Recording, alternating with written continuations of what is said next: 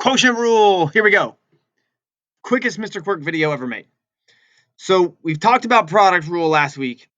Product rule is u prime v plus v prime u prime v plus v prime u prime v plus v prime u prime v plus v prime u. And that only happens when you have a product of u and v, where u is the first factor being timesed by the second factor v. So a quotient rule would only make sense works when you have a quotient, which is when u is being divided by v, right? U divided by v. So the quotient rule is similar to the product rule in that it goes u prime v minus v prime u all over v squared, where v is the actual function of the denominator of your quotient squared. Okay, so there it is. From here, I'm basically done with the video. You don't need me anymore. And when we had class last week, I x plus 1 over x minus 1. Let's go with this one. I had written this quotient rule, I think, on the screen, for you guys. Where are we at? Oh, there's the problems I'm getting ready to post for you guys. I got to go over here. That's where I got to go. It's already broken on me. This is really awesome. It has been crazy busy and I haven't had time to make a video since last week like I wanted to. So I'm trying to make one real quick here before I have to leave. So y prime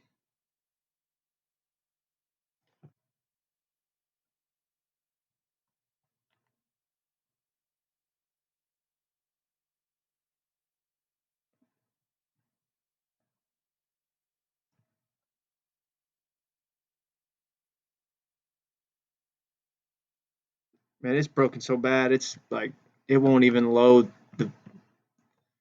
Yeah, we know it's stopped. Hey, Angie, look, there's the picture you drew me. Angie made me a Jedi. See, I got a green lightsaber.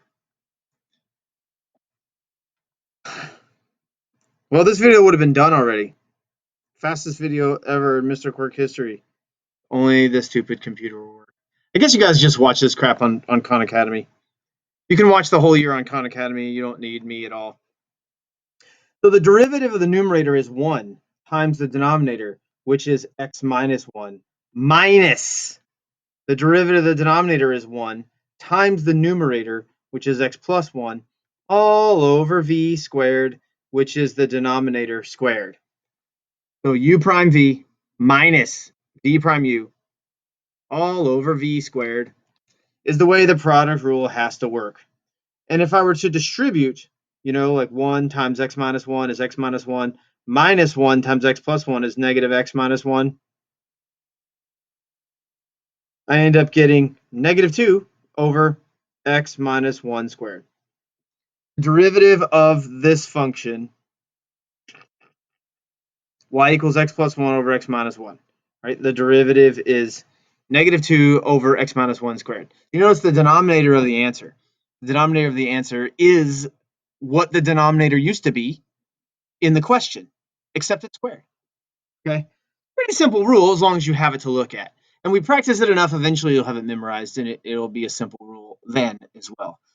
Derivative of the top times the bottom minus the derivative of the bottom times the top, all over the bottom squared. Bottom squared. So that's basically quotient rule. There's a lot more of other things we can do with quotient rule, but for the most part, what I can at least do today is post this short little video with this one example.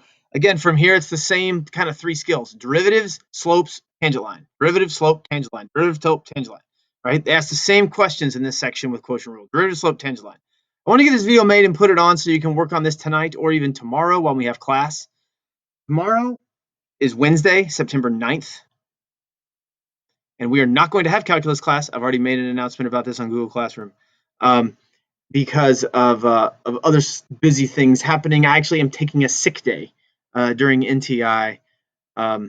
So I hope you guys have a nice day. Should have something to work on here. And I will also post the answers to the product rule homework. I don't think I've posted those yet.